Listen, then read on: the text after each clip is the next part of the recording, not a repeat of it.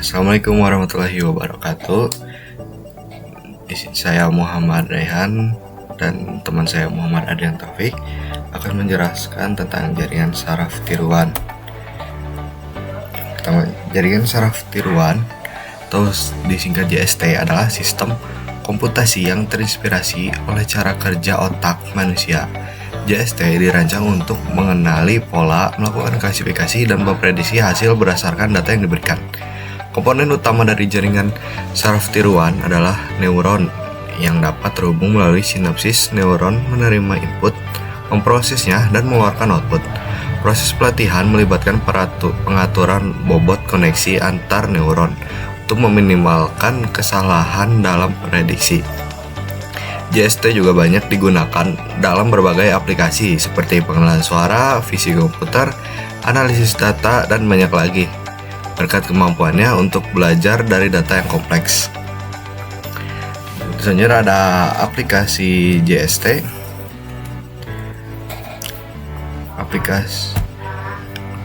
Yang pertama itu ada pengenalan suara, digunakan dalam asisten virtual seperti Siri, Google Assistant, untuk memahami dan memproses perintah suara. Yang kedua, ada visi komputer, diterapkan dalam pengenalan wajah, deteksi objek, dan pengolahan gambar untuk mengidentifikasikan dan mengklasifikasikan gambar. Yang ketiga, ada kendaraan otonom.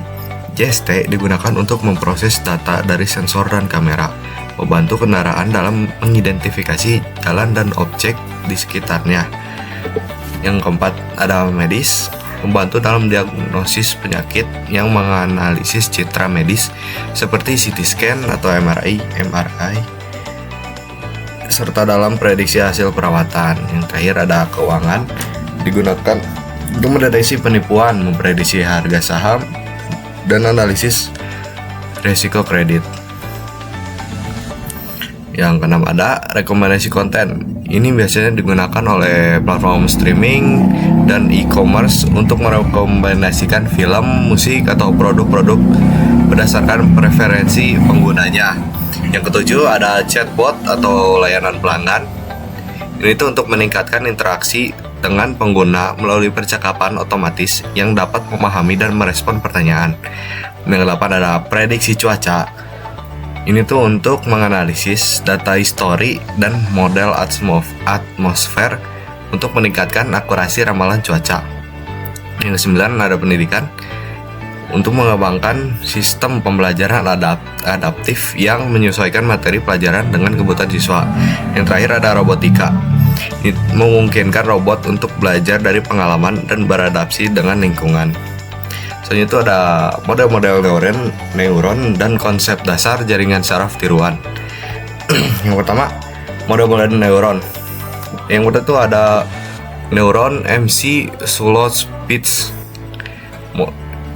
Model paling sederhana yang meniru fungsi neuron biologis menggunakan fungsi aktivasi biner, menghasilkan 0 atau 1 berdasarkan input yang diterima. Yang kedua ada neuron perceptron. Versi ini lebih kompleks dari model neuron sebelumnya. Itu menggunakan bobot untuk setiap input dan fungsi aktivasi gaya fungsi step. Dapat menyelesaikan masalah klasifikasi linear.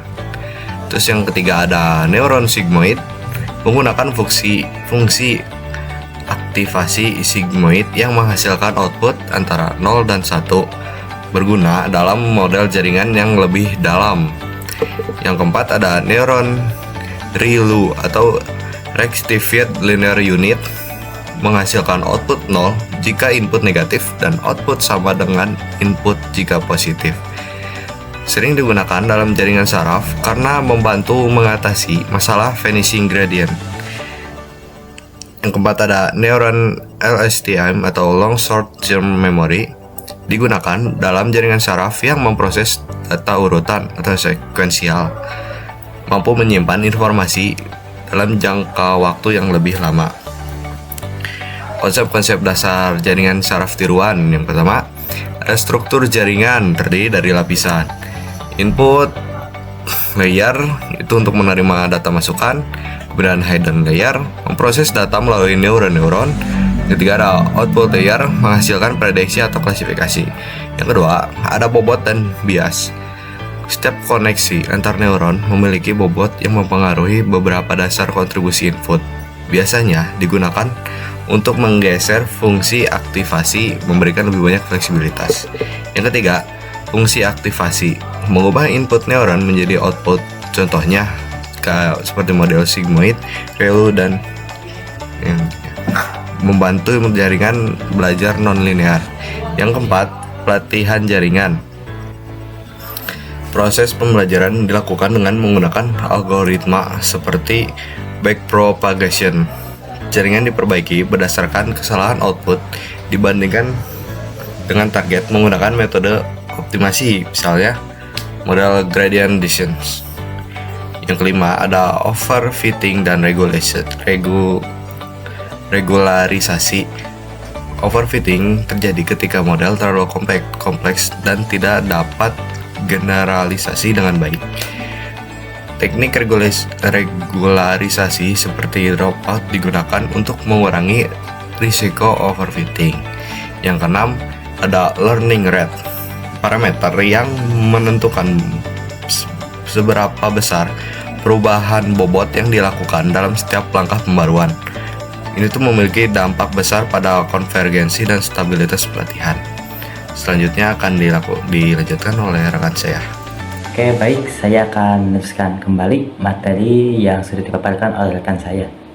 Yang materi selanjutnya yaitu adalah arsitektur jaringan saraf tiruan. Jaringan yaitu ada beberapa macam, yaitu ada tujuh jaringan.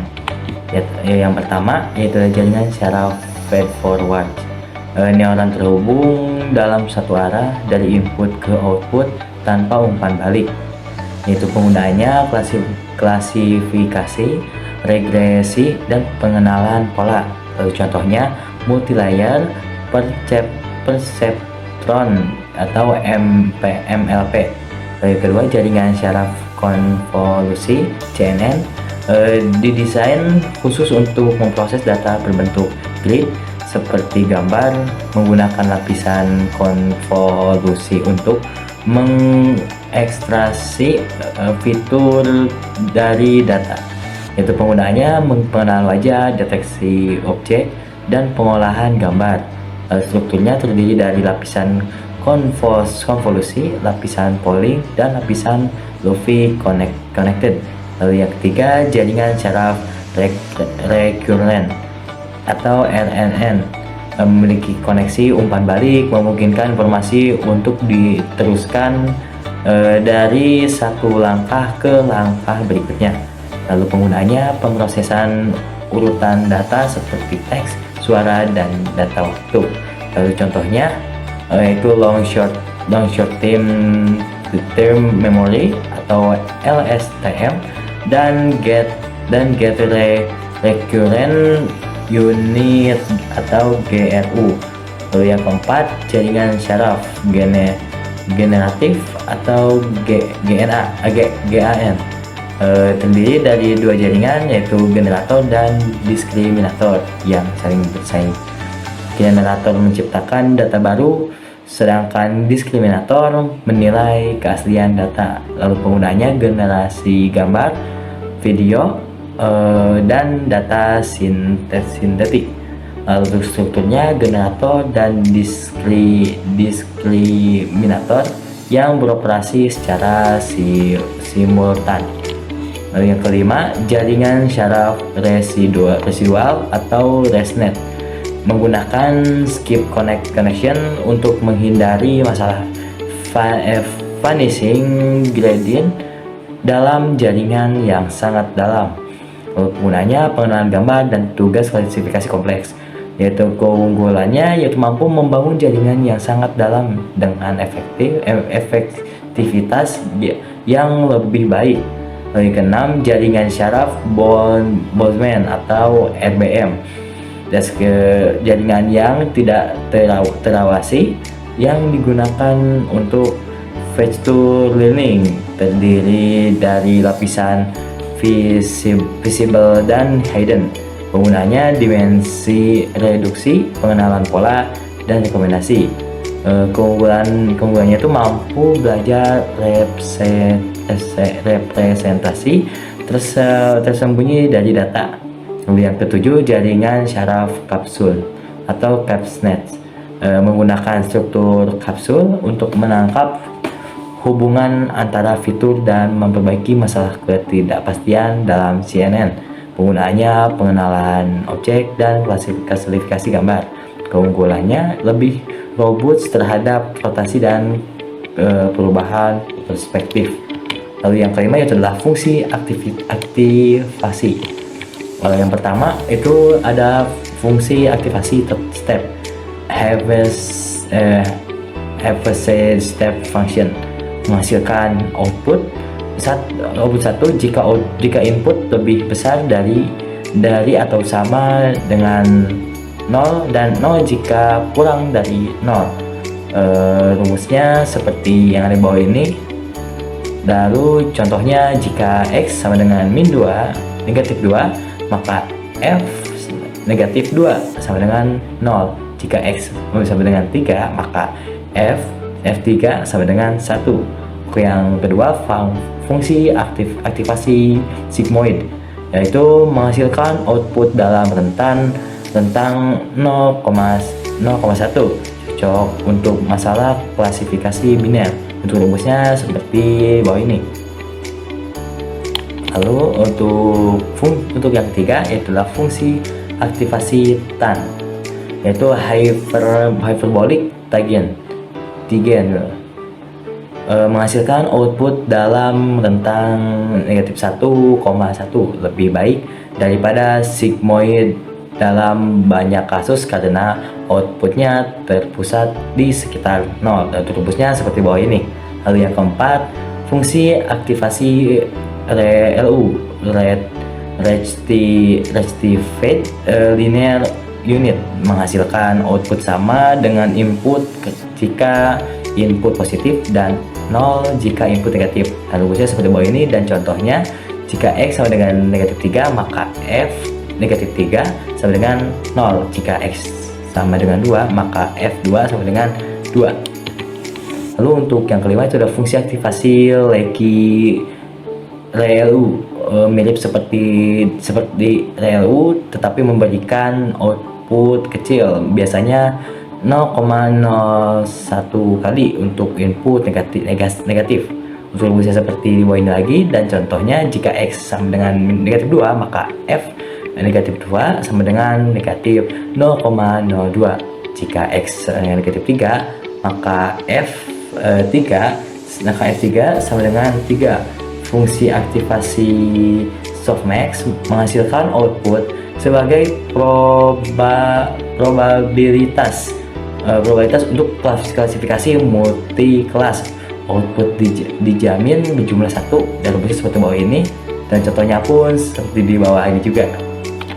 Lalu yang ketujuh, fungsi aktivasi switch. Fungsi aktivasi yang dikembangkan oleh Google menghasilkan output yang lebih halus daripada ReLU, dan contohnya pun seperti bawah itu juga. Dan yang kedelapan, fungsi aktivasi GLU atau Gaussian Error Linear Unit, menggabungkan sifat dari ReLU dan Gaussian, banyak digunakan dalam model transformer. Dan rumusnya seperti bawah ini, dan juga contohnya pun sama seperti bawah ini juga. Dan terima kasih sudah mohon maaf bila ada kesalahan dalam memaparkan materi. Terima kasih. Wassalamualaikum warahmatullahi wabarakatuh.